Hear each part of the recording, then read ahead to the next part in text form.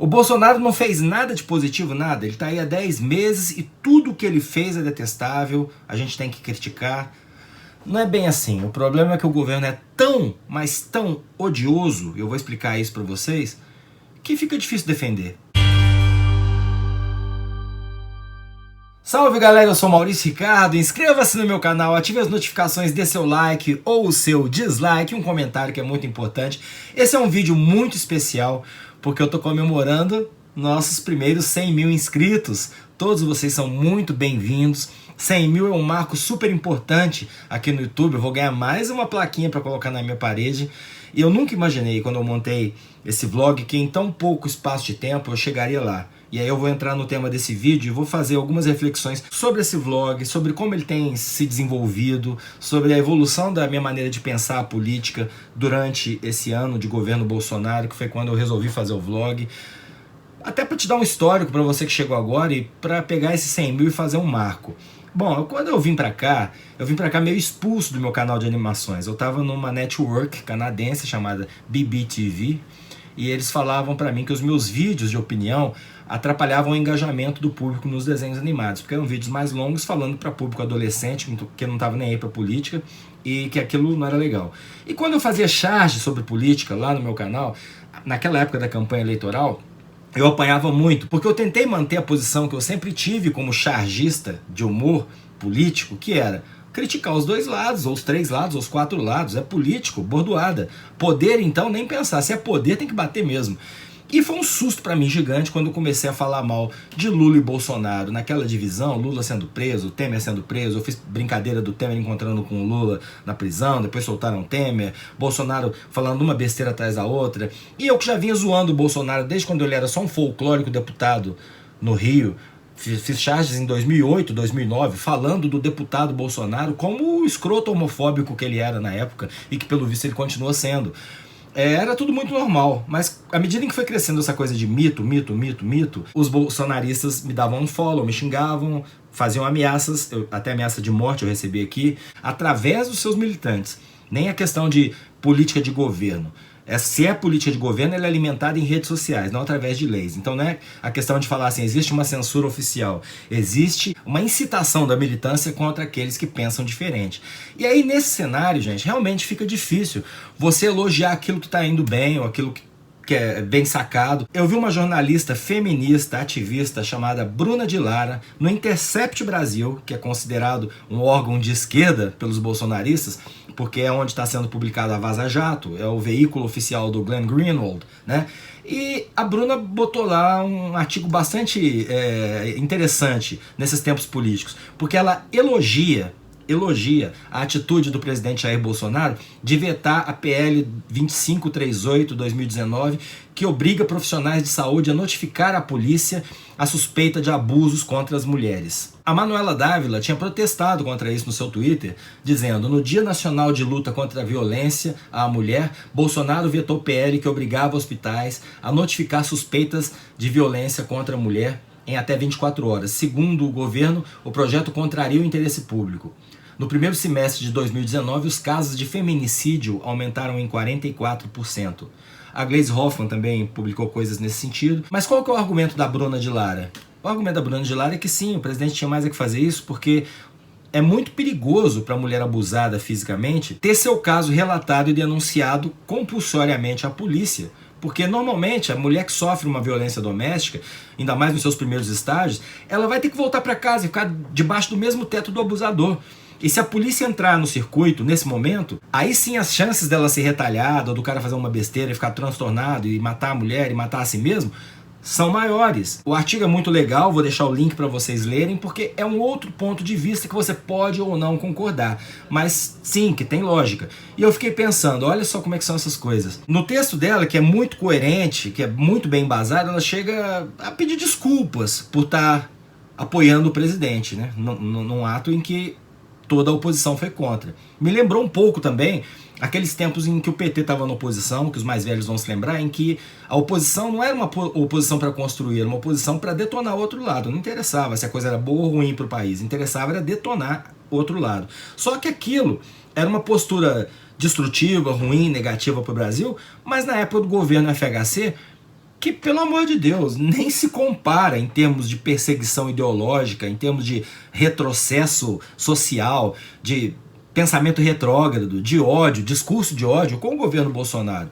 O governo FHC, com todos os defeitos que ele tem na área ética, para variar, era um governo que respeitava as liberdades individuais. E esse governo Bolsonaro faz questão de não fazer. Bolsonaro mentiu.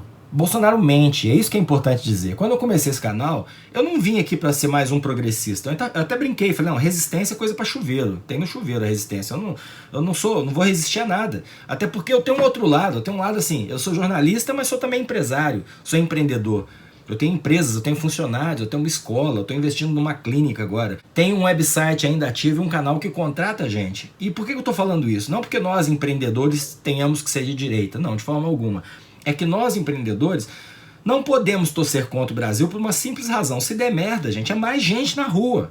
A crise econômica já botou 14 milhões de brasileiros na rua. Se piorar, é mais gente na rua. Não é só a gente quebrando. Eu ouço desde pequenininho o discurso marxista-socialista de que se há empregado e empregador existe mais-valia, exploração de mão de obra, que não é justo. No fim, demite para não cortar na própria gordura. Quantos empresários eu já vi vendendo patrimônio pessoal para pagar dívida trabalhista? Quantos? Eu mesmo já fiz isso. Porque assim, empreender é atividade de risco. Como eu já disse em outro vídeo aqui, o salário é uma forma de escravidão. Você se acostuma a ganhar aquilo ali, se programa para viver com aquilo ali, tá tudo perfeito. Agora, quando você é empreendedor, tem mês que vai entrar dinheiro, tem mês que não vai entrar. Um concorrente pode abrir uma coisa parecida, melhor que a sua, na sua porta, você tem que se matar para superar o que ele está fazendo. O governo pode mudar uma regra, pode inventar um imposto novo, sei lá o que, inviabilizar o seu business. É o que acontece, isso é fato. Então eu, por ver esse outro lado, pensei, vou fazer um canal que vai tentar, claro, nunca passando pano para aquilo que é inaceitável, como, por exemplo, para a corrupção, para a homofobia, para o racismo, tentar entender as ações no plano econômico e não ter esse tipo de postura de oposição por oposição, oposição burra. Só que, gente, não dá.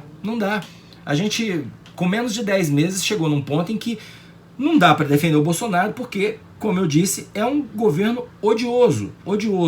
E aí, para usar esse adjetivo, ainda fui no dicionário para ver que suscita ódio, indignação, contrariedade, detestável, execrável, extremamente desagradável, insuportável, repelente, repulsivo. Eu acho que esse governo é tudo isso. Por quê? Porque não tem lógica. É um governo em que o cara tenta proteger o filho acusado de rachadinha, que tenta botar o outro filho como embaixador dos Estados Unidos, e eu vou te contar as desse filho só essa semana. Porque essa é uma semana muito especial. Aconteceu no Brasil a CEPAC, que é o Congresso Conservador, uma espécie de foro de São Paulo do mundo reverso. Eu nunca vi tanta loucura, estupidez, retrocesso. É um absurdo. Isolada, essa ala bolsolavista, que é a mistura de Bolsonaro com Olavo de Carvalho, que é a que está dominando o governo, está realmente radicalizando o discurso para poder falar com essa turma mais virulenta que os defende a qualquer custo e a qualquer preço. Esse menino, esse moleque, o Eduardo Bolsonaro, teve a cara de pau de vestir uma camiseta com a sigla LGBT, e eu vou mostrar para vocês, onde, como vocês estão vendo, L de Liberty, Estátua da Liberdade, G de Guns, armas, B de Bolsonaro, T de Trump. É uma piada de mau gosto, é uma agressão gratuita à comunidade LGBT, que é mais de 10% da população brasileira. Só a parcela que já saiu do armário. Não satisfeito, ele ainda foi pro Twitter escrever: um presidente anti-aborto contra a ideologia de gênero que não existe. Agradecido a Deus pela sua vida, defensor da família, que não se curva ao gaysismo e ao politicamente correto, só poderia ser ovacionado pela multidão de católicos na Basílica de Nossa Senhora Aparecida. Olha, eu nem quis assistir o vídeo, mas se aconteceu, que vergonha. Eu tenho certeza que o Papa Francisco deve estar morrendo de vergonha, porque é um papa com ideias progressistas e deve achar isso um absurdo. Esse homem não tem que ser aplaudido por ninguém. Covarde. Porque se tivesse assumido essa postura na campanha eleitoral, tudo bem, mas não. Na campanha eleitoral, ele foi falar, inclusive no Jornal Nacional, para todo mundo ver, que não tem nada contra gays. Que todo o discurso homofóbico dele era para proteger as nossas criancinhas do kit gay da Dilma. Aí tirou foto com aquele Amin beijando a bochecha dele, como eu já falei também aqui. Desculpe estar sendo repetitivo, hoje é um vídeo para passar meio que o rodo em tudo isso aí, porque são 100 mil inscritos, eu quero deixar marcada a minha posição. Não dá, ele mentiu, ele enganou muita gente que não tem nada contra gay, inclusive gays que votaram nele falando, não, ele não é homofóbico, não. E outro, ele é tosco, mas ele tá num processo de lapidação, cheguei a ler isso em algum lugar aí. como o Lula no início do governo, sempre acreditei, professei e avisei que o sistema independe do presidente da República. Ele é uma peça só nesse tabuleiro. Eu lembro de ter feito vídeos falando lá no outro canal ainda, gente, olha bem pro seu deputado, pro seu senador, porque ele vai fazer uma enorme diferença. Ele vai fazer uma enorme diferença. Lamentavelmente não podemos falar a mesma coisa dos ministros do Supremo, que também fazem uma enorme diferença, mas são indicados por presidente. Mas sim, um bom Congresso faz muita diferença no país. Lamentavelmente, mais uma vez, o Brasil preferiu escolher um salvador da pátria por desconhecimento político e, o que é pior, por distorção de visão política através de rede social. Hoje nós sabemos, inclusive com esquemas pagos para propagar fake news. O que me leva de volta ao Congresso conservador, que tinha, numa mesa de debate sobre fake news, ninguém menos que o Alan dos Santos, do Terça Livre, um dos maiores mentirosos do bolsonarismo. Um sabujo, um lambe-botas da pior estirpe, que eu falei aqui outro dia, que saiu de uma casinha miserável e já está numa mansão em Brasília, porque, como vocês sabem, a mamata acabou, né? Muito. A mamata tá morta. Aí a gente vê o Brasil indo para esse lado, o Trump tratando o Bolsonaro igual lixo, e eles nessa pagação de pau, com Eduardo vestindo camisa e o caramba. E eu só me pergunto até onde isso vai. A Damares Alves, por exemplo, visivelmente aquela senhora tem uma patologia. Me desculpem, ela tem uma patologia. Ela nesse mesmo congresso falou: estou aqui há 24 horas e ninguém me ofereceu ainda um cigarro de maconha e nenhuma menina introduziu um crucifixo na vagina. Que mundo vive essa mulher? O que povoa a cabeça dela? Para ela formar a imagem mental de, num congresso, qualquer que seja ele, um congresso de esquerda ou de direita, pessoas oferecendo cigarros de maconha para ela, ou garotas na plateia, levantando suas saias, baixando suas calcinhas e colocando crucifixos nas suas vaginas. Olha que imagem doentia. É uma imagem doentia. É uma imagem podre. Palavras de efeito, sim, palavras de efeito. Mas podres, doentes, uma mente pervertida. Desculpe, não dá pra pensar de outra forma. É por isso que pra você que entrou aqui e me achava mais centro do que eu pareço ser hoje, deve estar espantado com o meu anti-bolsonarismo. Mas a palavra é essa mesmo, é anti-bolsonarismo. Eu ainda continuo achando, como no primeiro dia que eu coloquei esse canal aqui, que essa coisa de esquerda e direita é uma divisão ideológica importante para você classificar pessoas e grupos, mas é uma estupidez no sentido de que existem práticas positivas nos dois campos e que essas práticas positivas, quando combinadas, conseguem fazer governos de excelente qualidade nas maiores democracias do mundo, inclusive nos Estados Unidos, em vários países na Europa e até no Brasil, onde, se o PT e o governo FHC não tivessem sido corruptos e predatórios, pensando mais em si mesmos, na sobrevivência do seu grupo do que no país, a gente poderia estar num outro patamar, porque a gente teve a chance de fazer isso e perdeu essa chance. Então, para concluir, eu quero que o Brasil dê certo? Eu quero sim. Eu quero que o Brasil afunde para em 2022 aparecer um outro salvador da pátria? Seria a coisa mais ridícula do mundo. Porque, primeiro, nós não temos esse tempo. Vocês estão entendendo? Nós não temos esse tempo. Tá tudo equivocado. A gente devia estar investindo em tecnologia, não tá? A gente está deixando pesquisadores irem embora. Eu fiquei sabendo agora esse mês que um parente próximo meu, pesquisador da área petrolífera, e o Brasil, na era do pré-sal, está indo para a Escócia com a mulher médica, pesquisador da área de petróleo. Foi convidado, está se mudando para a Escócia. Junto está levando uma médica. Esse é o país que a gente vive. Isso é na minha família. Eu tô vendo gente indo embora de raiva. Eu tô vendo gente indo embora de medo. Medo. Medo. Porque se o filho do presidente usa camiseta tirando sarro da sigla LGBT com uma arma, em que país que eu tô, caramba? É uma situação hiper desconfortável e muito difícil de equacionar, porque realmente afundar o Brasil, isso ninguém pensa, é ferrar mais ainda quem mais precisa. Toda vez que a economia afunda, o primeiro a pagar é o pobre, é o miserável. Aumenta o número de famintos, aumenta o número de gente na rua. Mais e mais a gente tem visto brasileiros na rua que não tem cara de ser cracudo, que tá ali porque, infelizmente, foi pego pelo vício e foi parar na rua, expulso pelas famílias que não aguentavam mais ver o cara roubando as coisas dentro de casa, ou a violência, o lar desfeito pelo vício. Isso acontece, é horrível, é um problema social a ser combatido, mas não, a gente está vendo crescer gente indo para a rua porque não tem outro lugar para ir.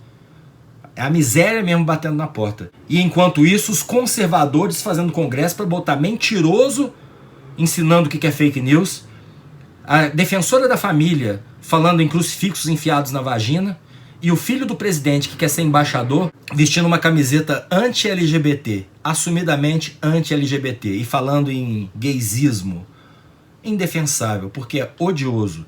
Então me desculpe, eu queria ter um vídeo um pouco mais alegre hoje, mas não consegui porque o Brasil não tá um país alegre. Pelo menos eu botei aqui no fundo B-52s e o seu Party Mix, que é o seu mix de festa, festa dos anos 80, uma das décadas mais loucas que esse planeta já viu, e que, excessos à parte, excessos retirados, apontavam um mundo muito mais bonito, brilhante, promissor e colorido. Eu espero corresponder à sua confiança com duas coisas só: honestidade intelectual, quer dizer, nunca falar aquilo que eu não estou pensando, de coração aberto, e 2, vontade de fazer o melhor, vontade de ajudar você a pensar junto comigo um Brasil diferente, porque o que eu prego aqui o tempo todo é que todo mundo precisa ser ouvido, o que me remete de novo à polêmica da PL, que a Bruna de Lara, feminista, falou que o Bolsonaro fez bem em vetar lá na Intercept de esquerda. São tempos estranhos. O Nando Moura foi desconvidado para esse congresso conservador, tem lógica? E realmente pensar que eu já atingi 100 mil pessoas com esse discurso que foi tão criticado no começo, me deixa bastante feliz. Obrigado e vamos torcer juntos para um Brasil melhor.